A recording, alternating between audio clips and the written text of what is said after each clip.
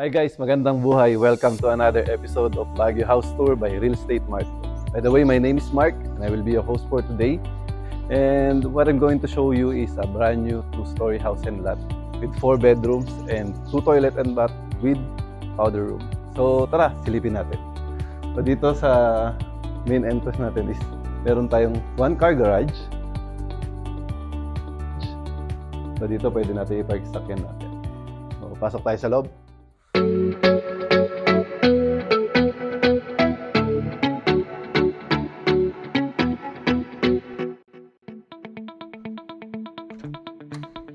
So guys, pagpasok natin sa bahay, ang bubungad sa atin dito is itong living area natin.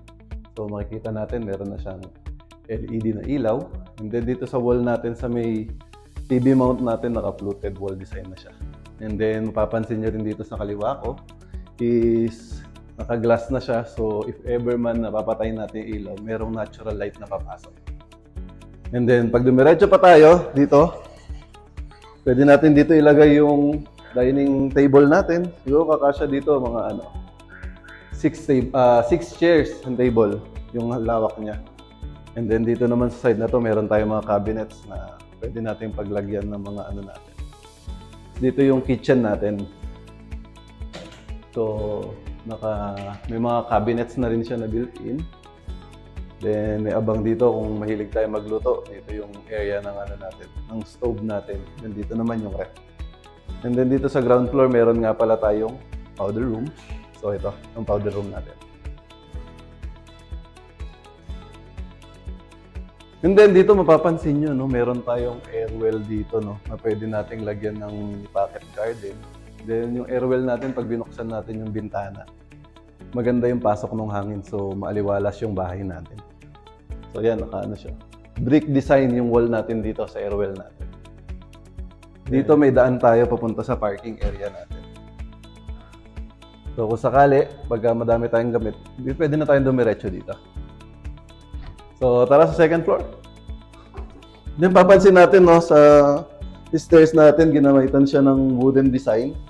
So pinaghalo yung classic tsaka modern design dito sa bahay na to. So sa second floor, meron tayong 3 bedrooms and then 2 toilet and bath. So ito yung common toilet and baths natin. Dito yung yung master bedroom natin. Floor to ceiling na window. So kahit nakapatay yung ilaw natin, maganda yung pasok ng liwanag kasi natural light. And then at the same time, meron na tayong built-in cabinets. And then yung ceiling natin, naka-design na rin siya. And then this one is meron siyang sariling toilet and bath.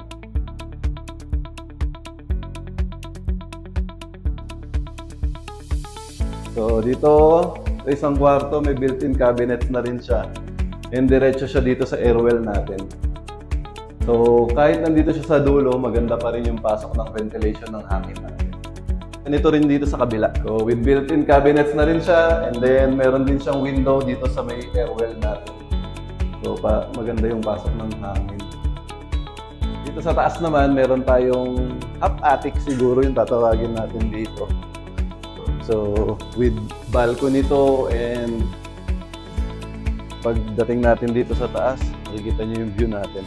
That's it guys. Ito yung 2-story house and lot with attic natin dito sa Eagle Crest, Bacateng. So, kung meron pa kayong mga questions, katanungan, drop a message lang po dito sa aming comment section para mabalikan po natin. Maraming salamat po and please don't forget to subscribe, like, and hit that notification bell button para sa mga future videos namin.